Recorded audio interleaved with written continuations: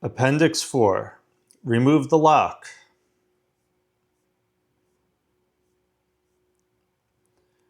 In the first part, New Reality, we were given the technique of Yamnasvat, which allows you to quickly remove mental blocks. And in part 3, Effective Movement, we talked about how to remove physical blocks with the help of energy massage.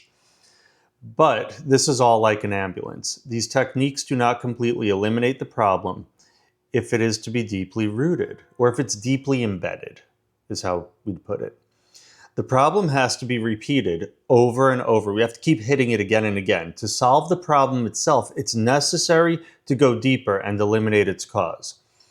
The causes of physical and mental blockages are described in the book Hacking the Technogenic System, which I have a summary of online, and partially in Reality Transurfing, because that's the original. It's an older book, so he hit certain points of completion in the later books.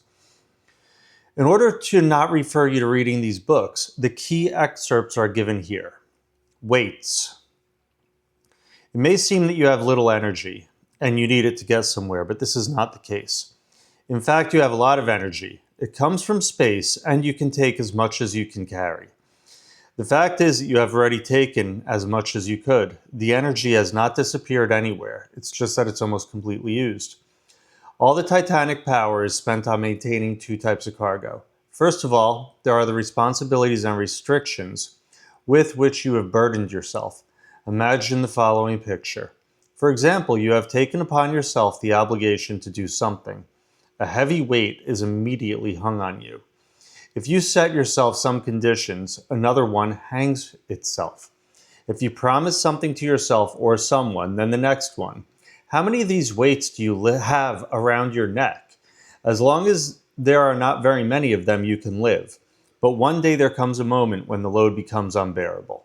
Then a breakdown occurs. A cornered person falls ill, falls into depression, or trouble happens to him.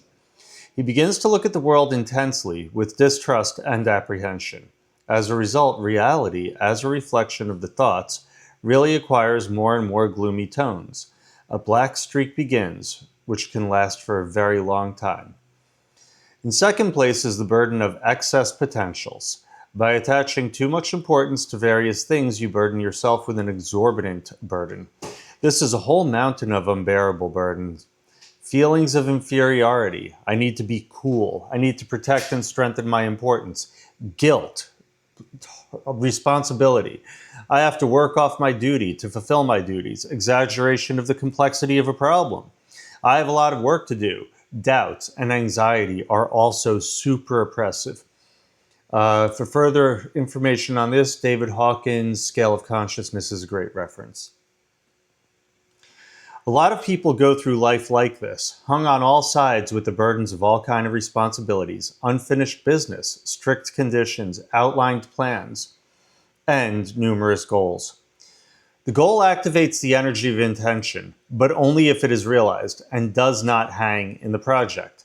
There's nothing easier than planning some work, setting conditions, and making promises. You just need to know that by securing yourself with any of those, even the most insignificant obligation, you're hanging a burden on yourself that takes away part of the energy of the intention. With the burden, you have to move on. And on top of that, one of the main reasons for weak energy is the prosaic slagging of the body. It's very simple. The energy channels narrow like in an old pipe overgrown with scale, a result of which the flow of energy turns into a thin stream, like a clogged artery. Hence the lack of free energy, which leads to other problems. There is poor physical shape, low creativity, illness, and everything that follows from this. It turns out all of the energy squeezed through the narrow energy channels. The lion's share goes to maintain a whole garland of useless weights. The pitiful, miserable thing that turned out to be left makes up the entire presence of vitality, from which cheerfulness again, optimism, and the desire for everything at once, the feeling of being able to move mountains, are composed. So judging by their condition, everyone can estimate how much of this cash or essence they have left. There are hardly many wealthy citizens. We are squandering our energy on being backwards, on having our priorities backwards. Thus, all the free energy is involved in a number of unrealized potential intentions or plans, which only burden. In order to free up resources, it is necessary either to throw away some of the potential intentions or to start their implementation. Stop procrastinating and get it done. Pay attention. What oppresses you? If you think about it, you can give up many weights without regret. Most of these weighty trinkets seem very necessary, but what's the point if you constantly carry them with you? But you can't implement them. For example, I must be the best. I need to always be on top. I'm going to prove to everyone and myself what I'm worth. I have to go on the path that I have chosen. I need to win. Otherwise, I'll stop respecting myself. I have no right to make mistakes. And so on. Such as quitting smoking, learning a foreign language, and generally starting a new life on Monday. You will agree that everything that is endlessly postponed for later is a useless burden. It must either be realized or thrown away because it takes away energy. In other words, do it or don't, but stop thinking about it. And it's simply stupid to waste this energy in vain. Therefore, it is advisable to choose one of two things. Resolutely implement this intention or get rid of it. Or maybe you have one big weight that you have been secretly thinking about getting rid of for a long time, but do not dare. Imagine what ease will appear if you throw it off. Let go of yourself. Give yourself more freedom. Make a list of restrictions that oppress you and throw them off your shoulders. Then the reserves of energy of intention will immediately be released, which will allow you to move on. By releasing the resources involved, you get a tangible increase in strength. Previously, if you gave your energy to pendulums, for example, alcohol, tobacco, drugs, now this energy is at your disposal. Previously, you spent energy on concern and worry. Now this energy is transformed into a determination to act. Previously, you spent energy on hesitation and doubt, tormented by questions about whether you were doing the right thing. Now you determine for yourself what is right for you and what is wrong. Previously, energy was spent on worries and responsibilities associated with guilt. Now this energy is free. Previously, you were tormented by the need to confirm your importance.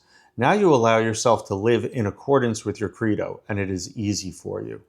All previous expenses have turned into income, into the energy of intention, with the help of which you can shape your reality. From the book Reality Transurfing. Mental clothespins. What does a person need to be able to independently control his own fate? 3 simple, but at the same time not quite accessible things. Free will, free consciousness, free energy. They are quite accessible because there are the 3 constraining factors in the system, the matrix. The capture of attention, the clouding of consciousness, and the blocking of energy. However, there is another vaguely realized but no less powerful factor of restraint. Let's call it the oppression of life in general, as it is imposed on you. If we look back at ourselves, the world around us, and our place in it, it is not difficult to understand that we are constantly oppressed by something. Some burden of circumstances, obligations, conditions, conventions, goals, values. Life is stressful because it seems to be imposed from the outside. Exactly the same oppression is felt in some dull unconscious dream. It's imposed on you, given and not chosen. And you are oppressed because you're forced to live in this dream, and also because you do not understand why you are given this and why you cannot do anything about it. After all, somewhere very deep in your soul, there is a smoldering, forgotten feeling that you were once free and capable of anything. Nothing was impossible for you, and now for some reason you are not free, you are somehow constrained and very limited in opportunities, and frankly you're miserable and have no energy, and you're really annoyed because this is the life you're living, and you know it's not your true life. Oppressive pressure manifests itself primarily in the fact that false goals, false stereotypes, patterns of success, and ways to achieve that are imposed on people. For the most part, all this does, it's not agreeing with individual qualities, and it hacks the personality and breaks the self. But people, being in an unconscious dream, think that they need to adapt to these standards. Literally, the following happens. Some mental clothespins are hung on people. The mind and will are clamped like a suit that at first sat freely and comfortably, and then they were pulled off and pinched on all sides. People walk as if they were shunted and de-energized. People walk around like zombies.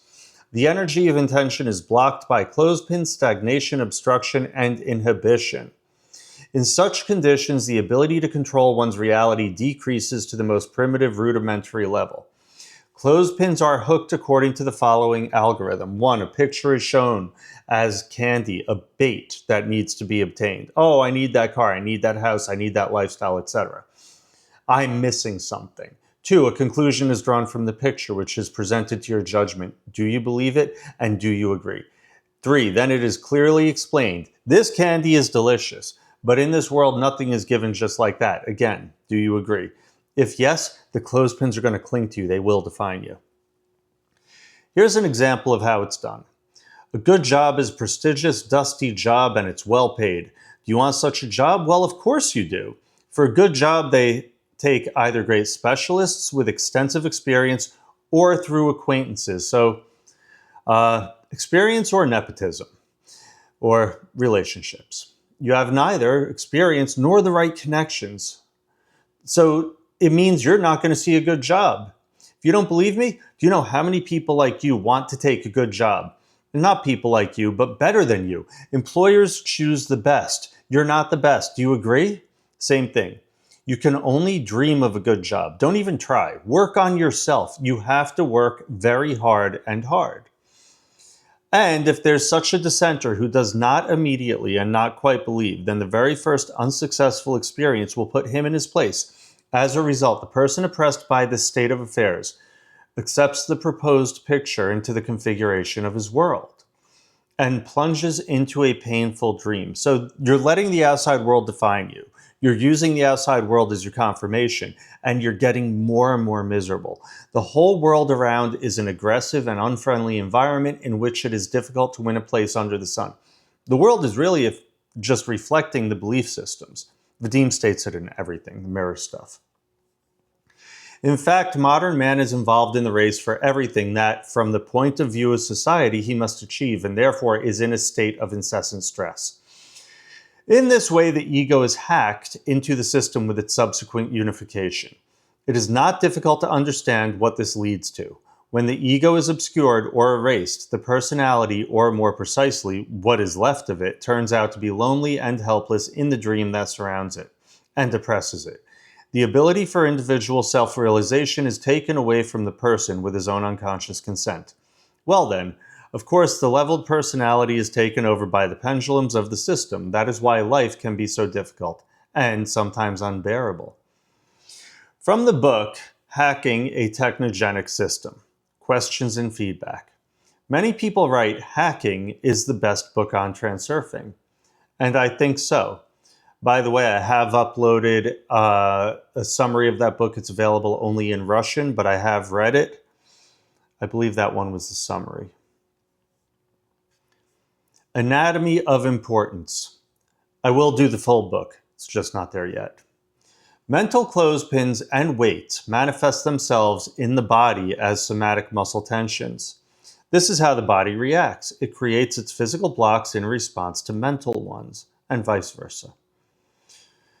You hang weights on yourself, and the clothespins are attached to you by society. It is easy to get rid of weights. It is easy enough that we can consciously make a list of them, prioritize, and throw away unnecessary ones. Clothespins are a little more difficult, but you can also do it. The main contradiction between one system and the personality is the discrepancy. The soul asks for one thing and the system dictates another. But this discrepancy is felt only vaguely. A person is not able to clearly realize what his beliefs and aspirations are, and what is imposed by social stereotypes, and where the truth is. The reason is that a person is all hung with these clothespins of society, clamped by them, shunted. A clothespin is something that oppresses you or does not agree with yourself. Some kind of weight presses on you, but you vaguely guess that this is wrong, that it should be like this. Here are some typical examples of clothespins. 1. Love could be won with a smart strategy. Think about this phrase. Something is seriously wrong here, right? But that's what thousands of books have been written about, and that's what you do when you like someone. 2. It's difficult to get a good job. Indeed, real experience shows you that this is so. And at the same time, something's really wrong here. What do you think exactly? It is that someone still finds such a job and lives happily ever after. But why him and not you? Is he, unlike you, the chosen one? Or maybe because you allowed this false belief to be hung on you and now constantly transmit it to your world like a wound up box? 3, a loved one can be returned. Many books have been written about this too. And again, this is what you're trying to do when you're dumped. Do you really believe that this is possible, or have you been made to believe it because you want to? All oppressive factors are what is combined in transurfing under the general term importance. And if you don't know about importance, please read about it in Transurfing. It's a very important topic, no pun intended. When something oppresses you, this something automatically becomes important. Importance blocks the flow of free energy, literally like a clothespin. The block puts you in a state of torpor. You lose the ability to act effectively, and it is no longer you who control events, but they control you. How to get free and get out of the torpor. The basic principle is to eliminate the clothespin and create a flow of energy in its place. Since the block is an energy stagnation, plug, it must first be eliminated, and then the energy must be shaken. Importance in transurfing is eliminated by its awareness. If you wake up and realize what exactly oppresses you, half the work is already done. Important things have power over you as long as you are in a state of unconscious dreaming, while the scary is hiding in the closet. As soon as you open the closet and look closely at the object of your importance, it immediately turns into a funny fluffy ball. After unblocking, you need to disperse the stagnant flow of energy. The swaying of energy is realized by action. Do not wait, do not be afraid, and do not think. Act. There is no better way to swing. So in order to remove the block of importance, you need to realize it and eliminate it by action. The general algorithm of self-liberation looks quite simple. 1, identify the clothespin. What's oppressing you? 2, remove it by becoming aware. 3, this is the most important, create a flow. You have to take action. Now, let's consider all 3 stages in more detail. How do you identify this clothespin? In order to recognize a clothespin that enslaves and restricts freedom, it is necessary to wake up in time and catch yourself on importance. People, as a rule, do not do this simple thing. When something oppresses them, they act as if in delirium and will not even raise their heads, at least to look at what kind of burden is pressing on them. Yes, life is hard. And they wander on under the oppression. And you could hang loads on sleeping people again and again. They will only complain once again, oh, how hard! And then they go on instead of stopping, looking around and throwing off the unnecessary burden. So it's necessary to get into the habit of awakening your attention at the moment when for some reason an oppressive state arises. Does something bother you, frighten you, cause discomfort? You need to wake up immediately and see what it is. Somewhere in your head, a red light should light up, an alarm signal. Literally the command, readiness number 1, is given, and you wake up and begin to observe what is happening, as well as you yourself asking the questions. What's happening? What's oppressing me? What am I doing at this moment? If the red light becomes a habit, it will make your life so much easier and will allow you to act effectively in all kinds of situations. From the simple, when they try to deceive you, and up to the extreme, when you need to maintain self-control and a clear head. After the light bulb is lit, you realize that something oppresses you. You need to look back at the load and subject it to a suitability test. Do you really need this weight, or can you do without it? It is about distinguishing your innermost aspirations from those imposed on the outside, your beliefs from dubious stereotypes, true values from false ones, etc.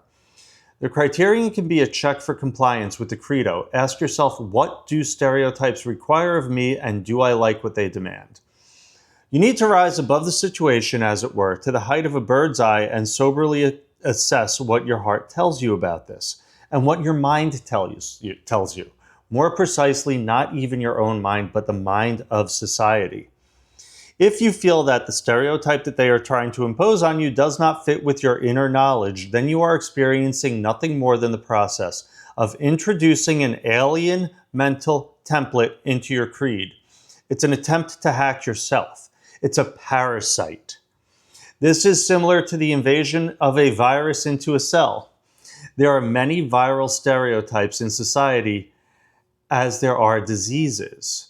When the next attempt to hack yourself occurs, you will be able to easily recognize the mental virus or parasite if you look at the situation from this point of view. Now that you understand the mechanism, you will have a kind of immunity. How to remove. To deactivate importance, you'll need to understand how its anatomy works. This issue was discussed in more detail in the book Reality Transurfing. Here I will only briefly recall the main points. Importance. In our case, it is mainly external importance, arises in a situation where the significance or value of an event, an interview, a thing, a new car, or a relationship with a partner is unreasonably high. Typical manifestations: anxiety in anticipation of possible failure or worry about the failure that has happened. In both cases, inner peace is disturbed and energy is blocked. The general principle of elimination. See, realize, and change attitude. What does it mean to realize importance? Importance makes you look at yourself with reverence and trepidation. Or moreover, it prefers to be prostrated before it without raising your eyes. And you look at it dispassionately, indifferently, and with a purely medical interest through a magnifying glass. This is often enough to understand that it is not so important, it is not so serious. This importance, for example, I'm afraid? No, I observe myself and I am afraid to allow myself to be afraid. And that allows me to move towards my fear. Am I annoyed with my script that it's being violated? No. I watched a scene from the sidelines and again, I consciously allow the script to be violated and flexibly follow the changes in the course of the variance. What he's pointing out here is giving ourselves a gap. The gap is very, very critical. Does something seem too significant to me? But I realize that any significance is only external, apparent. There is nothing so significant. As you know, there is simply enough simplicity for every wise man. The same applies to any greatness, to everything which the term significant can be applied.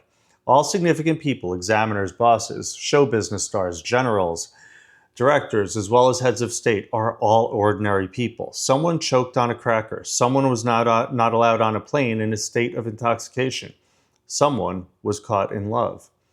But if importance does not want to get off the pedestal by itself, you need to ask it from there. To reduce it by a purely volitional decision. Here it was, and here it was not. But that does not mean at all that you should turn into a marble statue. You need to control what's primary. That's attitude. Emotions and feelings are secondary. It's impossible and unnecessary to control emotions and feelings. Fear, sadness, hatred, rejection, on the contrary, fun, love, affection, and desire. Is it possible to control all of these? You can only outwardly not show it, but inside it will all be there. It will not go anywhere. Forcibly charging yourself with optimism will not work either. What do you do then? You come to terms with your mind. Say to yourself, if it works out, good. If it doesn't work out, it's also good. And if it doesn't work out, then it's still good. Because that's trusting our world. That's trusting our outcomes. That's understanding that things are not always as we want to force them to be. Why? The mind needs to give reasons and arguments because it does not take anything on faith. Explain to the mind that there is a principle of coordination of intention and that this principle works. If you pretend and turn an unpleasantness into a pleasant, then this is exactly what it will be. But again, why does this principle work? Why will it be good? Calm your mind with the following explanations. So I don't need it. Something better awaits me. It often happens. I managed to avoid something bad. I dodged a bullet. Something terrible happens. Another lesson has been learned, and it has not been in vain. Nothing in this life is in vain. This was paid on account of future luck. This is a down payment for something awesome about to happen. Not my door, half. We will look for our own. My door is not going to disappear from me. The importance is so high that it is impossible to reset it. So if it's really running high, you need to accept defeat and go into exam, meeting, or an important event with relaxed intention. I am unlikely to succeed today. This test is too hard. Such an attitude weakens the intention, but it removes the potential for importance. which often interferes even more. It should only be understood that if you attach too much importance to the issue of the most important thing, then you can fall into the looking glass, where, on the contrary, importance is replaced by complete indifference, which is also not good. The lack of importance is not careless or indifferent, but conscious observation. So, how to create a flow. Sorry to keep you all in suspense. If a sense of importance has not yet entirely vanished, its remnants dissipate through action. Anxious anticipation and inaction build up potential and block the flow of energy. Action, conversely, dissipates excess potentials and sets the energy in motion. If you find yourself in a depressed state, feeling heavy-hearted, lacking the desire to do anything, or as if you are caught in a stupor, you must understand that the cause is an energy block. This block must be cleared.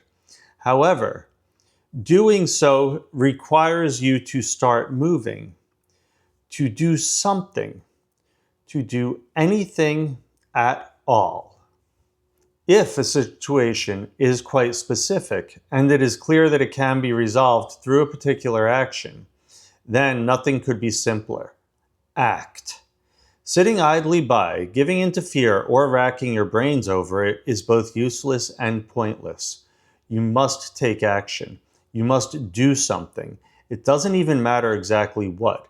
The main thing is to do. The fundamental point is this: action lifts the blockage and initiates the flow of energy. Those unaware of this principle sit around doing nothing. Those who are in the flow find that everything comes to them easily and effortlessly. Suppose you have a large, complex task ahead of you. You simply need to buckle down and start doing it. If you want to meet someone new, just go out and introduce yourself without overthinking it. Even if you have no idea how to approach the work or how to interact with others, it does not matter. Once flow is initiated, solutions emerge spontaneously, right there, in the midst of the process. If you ever watched the James Bond films, you may have noticed that he almost never stops to think. He simply does. Every single one of his missions is, by all accounts, impossible. When asked, "How do you intend to do this?" he replies, "I haven't the faintest idea." Yet he goes ahead and does it anyway. He doesn't waste time deliberating on whether the task is feasible, or how exactly to execute it. Or, at most, he gives it only the briefest consideration. He is unburdened by potentials of importance. He simply moves along with the flow, seizing the necessary solutions instantly on the fly. And this isn't merely a case of things looking easy on the silver screen. The very same principle applies in reality. The unconditional intention of the doer. The doer does not engage in idle speculation. He simply goes forth and claims what is his. Just observe the ocean surf. The intention of the Creator is like a wave. That is, it will surge onto the shore. It is inevitable. It crashes against the shore with full force, yet without strain. Intention must be just as unshakable. I go forward and calmly claim what is mine, without hysteria, without craving, without fear. I am the wave. For details regarding the mental clips and obstacles that exist, and how to get rid of them yourself, as well as techniques for solving seemingly unsolvable problems, see the book, Hacking the Technogenic System. Questions and feedback. For me, the flow comes first. I do things a bit differently. In reverse, actually. It's not identification, awareness, and then action, but rather action, and everything else falls into place on its own. The moment something starts to feel tense, I simply dive into an activity I love. Going for a walk, for instance, everything kicks in automatically right away. My attention instantly centers itself. A sense of importance melts away, leaving only benefits, harmony, and a sense of celebration. And positive markers, my pigtail, my braid activates, turning me into a state of pure bliss. And one of my absolute favorite practices is merging with reality, letting reality flow towards me. For me, that approach is both simpler and more effective. Perhaps that's because I've undergone a sort of reprogramming, and because I've honed my practice while constantly in motion. Excessive analysis and overthinking only create tension and block my flow. Well, that works too. Somatic clothespins. It seems that everyone understands that the saying, all diseases are caused by nerves, is justified, but almost no one pays due attention to this. We've already understood the back and neck pain occurs as a result of muscle tension, but what is the original cause? American doctor John Sarno, as a result of many years of research as well as clinical application, came to the conclusion that the main cause of pain is not functional and structural disorders, but repressed emotion. A modern person is in a state of constant stress. The state has become almost habitual for him. It's his normal. Here are some of the main factors that cause stress: responsibility at work, commuting to and from work, finances, change of profession, residence, problems in relationships with colleagues and loved ones, failures at work and in personal life, increased sense of responsibility, frankly, managing a household for a lot of people I speak with, because if someone comes in with pain, the first thing I ask, what's going on with your life? Increased sense of responsibility and strong intrinsic motivation, the need to be the best or to be the first. The main position in this list are responsibility and motivation. These are the very main clothespins that the system clings to a person in order to, on the top hand, spur him on, and on the other hand, limit his energy, consciousness, and freedom, or in other words, moderate his ardor. When a critical mass of such experiences accumulate, what John Sarno defines as muscle tension syndrome, that's going to develop. Emotional stress develops into physical tension. The energy of emotions, especially the blocked ones, does not disappear, and it turns into a functional disorder, muscle spasm. And this in turn leads to structural disorders, curvature of the spine, intervertebral hernia, etc. Muscle tension syndrome, according to Dr. Sarno, is not of interest to the academic scientific community because it leaves no causal traces. Emotions cannot be placed in a test tube, weighed, or measured. Medical methods, being mainly laboratory, cannot record the effects of this. Muscle tension syndrome appears not just as a phenomenon, but performs the function of replacing mental pain with physical pain, which is the first cause of the somatic issues. A person tolerates physical pain more easily than mental suffering. Moreover, the brain is the main one in our body. The brain prefers to experience physical pain in the body rather than negative experiences in its consciousness. While attention is occupied with pain, repressed emotions cannot reach the level of consciousness, so the pain is blocking the emotions from being processed. SMN is also characterized by delayed reaction. Pain can manifest itself unexpectedly and out of place. For example, on vacation. At work, emotional tension as a rule burns out, but on vacation it has nowhere to go. The person's reason for the occurrence of SMN is similar to the first. A person's consciousness seeks to shove all the problems that bother him farther and deeper into the subconscious. Anxiety, anger, guilt, responsibility, low self-esteem are all driven deep into the subconscious, because the conscious mind does not want to feel all this, as well as demonstrate it to others. However, there comes a time when the subconscious can no longer contain all this. That's when SMN appears. In nature, problems are solved simply and naturally. You get scared, adrenaline goes into the blood, you run, the fear is gone, you get angry, adrenaline, and etc. It becomes easier. Animals also naturally shake. Humans have blocked that. In a technogenic system, this no longer works. The brain and nervous system are not adapted to exist in such an environment. Evolution has not yet had time to reach this. So, physiological and physical activity, please. And the brain does not know what to do with emotions that don't find an outlet, hence the primitive reaction to replace them with pain and illness. Muscles suffering from SMN are located on the back of the neck and the back and the buttocks. They're responsible for the correct position of the head, torso, and to ensure the effective work of the arms. The system knows where to hang clothespins. In order for the puppet to move as it should, it must be properly picked up and suspended. Thus, mental clothespins give rise to another one, somatic ones. These are very specific clamps and fetters. Pain sensations force a person to lead a sedentary lifestyle. If it hurts, don't move. A person is discouraged from doing anything that can help. Somatic clothespins immobilize. Sit in a car, in an armchair, or on a sofa, or TV, computer, etc. The cycle is closed. I would like to expand slightly on this, being that I work on bodies. I have found a ton of the somatics are also on the front.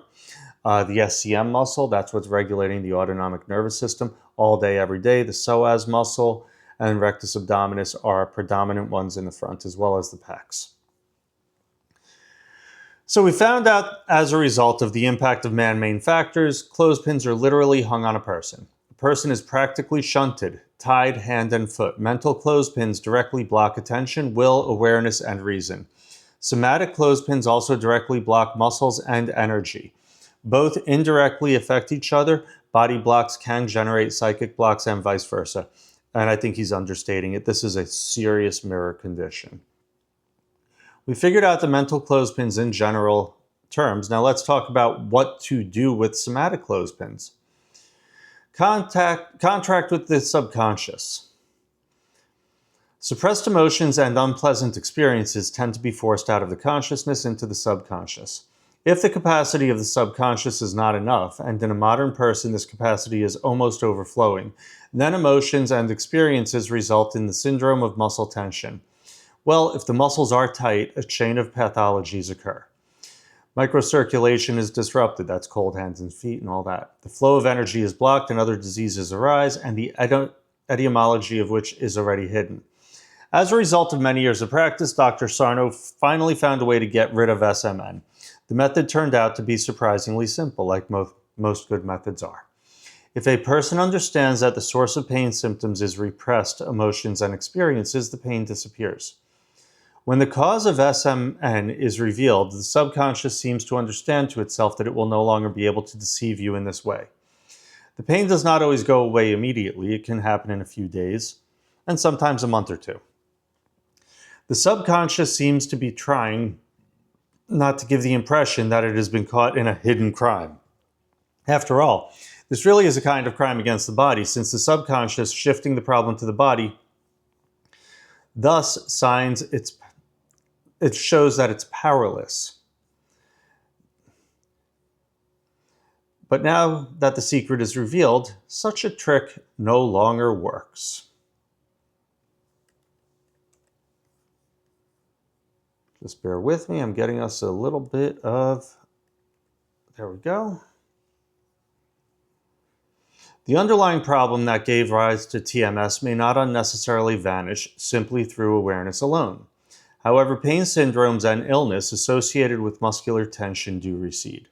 People find relief from pain simply by realizing exactly what's happening to them. This may sound incredible, but facts are stubborn things. Tens of thousands of Dr. Sarno's patients have broken free from TMS, ridding themselves of back pain, neck pain, and various other ailments. As it turns out, ulcers, asthma, prostatitis, headaches, eczema, psoriasis, and certain other conditions may all stem from the very same mechanism, the repression of emotions into the subconscious mind. Yeah, any digestive issue, any of this stuff. Frankly, I can't find something that doesn't tie into this. You can learn more about John Sarno's methodology in his book, Healing Back Pain, The Mind-Body Connection. In the following sections, I'll once again explain the essence of the methodology, supplementing it with my own insights. First, it's advisable to get rid of your mental clips, as these constitute the root cause of TMS. You must identify exactly what is weighing you down. You need to become conscious of it, strip it of its importance, and create a flow, just as was demonstrated in the chapter titled The Anatomy of Importance. Next, you should reach an understanding with your subconscious mind. What exactly does the subconscious represent?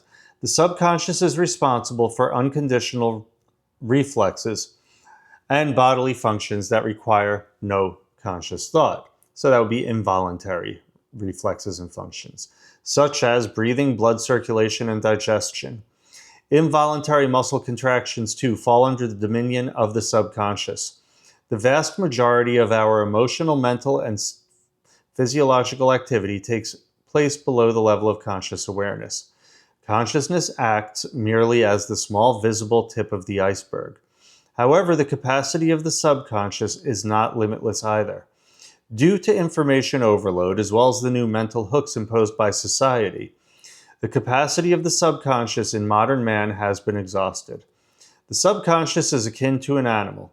It seems to understand everything, yet not completely or entirely. Unlike the conscious mind, it exists, as it were, in a dreamlike state. Not everything can be explained to it, but certain agreements can be reached. The essence of this agreement with the subconscious lie in the fact that you declare that you are now personally assuming responsibility for your problems. There is no longer any need to hide problems. They will be identified and resolved by the conscious mind itself, the I. At the same time, the subconscious should be addressed with respect, simply because it deserves it.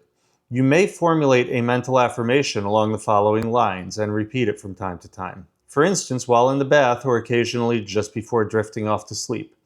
My subconscious, you are the queen of my organism. Everything within my organism is under your command. My subconscious, my queen, you are bringing my entire organism into perfect order. Under your guidance, all bodily functions are being harmonized. Ideal health and powerful vitality are being restored. My subconscious, my queen, you are completely healing and revitalizing my entire organism, and I assist you in every way. Doing everything within my power, I nourish myself with living natural foods that cleanse me and provide me with all the essential nutrients I need. I practice cold water showers. I engage in physical exercise and actively develop my body. I work with intention. My intention is directed towards perfection. I am perfection itself. My subconscious, my queen, under your guidance, my body cleanses itself, renews itself, restores itself, and evolves. My subconscious, you are the queen of my body. It is quite possible that a few days or perhaps a month or two after you read these lines, some pain you have been feeling will vanish or a chronic illness will recede. Your gait will become freer. You will feel it. Your body will gain new degrees of freedom. It will become more willing to obey your commands. Your general well-being will improve significantly. Your body will finally recall that long-forgotten sensation, what it truly means to live without clothespins. However, you should not rely solely on your pact with the subconscious while neglecting the aspect of physical reality. For a person leading a sedentary lifestyle, clothespins attach themselves very easily and very firmly. Only a comprehensive approach yields 100% results, an approach that encompasses how we think, how we eat, and how we move. For more details, see the book Hacking the Technogenic System, Questions and Feedback. I work as a massage therapist. I practice leech therapy and perform traditional steam treatments in Russian bathhouses. I can't say it. Bathhouses. I can fully corroborate what is written here based on my own personal experience. The armor that the body, muscles, and fascia gradually form over time cannot be removed simply by hand through massage alone. By observing the condition of the muscles, one can immediately see the extent of trauma and stress that has been relegated to the subconscious, only to be subsequently repressed and displaced to the physical body throughout their entire lives. Some, in fact, have completely lost the ability to hear their body's signals. This constitutes a form of autoaggression, a state in which a person inwardly denies themselves the permission to live and be happy. The underlying causes are unique to every individual. One could dig forever and never reach the bottom of it. I used to practice massage therapy, but my clients would constantly return nothing truly changed, and the effects were merely temporary. Sometimes while engaging in physical activity, things just don't seem to go right. And that is when you ask yourself, what am I unable to let go of? What am I afraid of? What exactly constitute my negative feelings and expectations? And instantly the answer comes. The body releases, relaxing, stretching out, and becoming freer. The thought form seemed to emotionally regenerate me the moment I read it. So what were to happen if I were to actually work with it?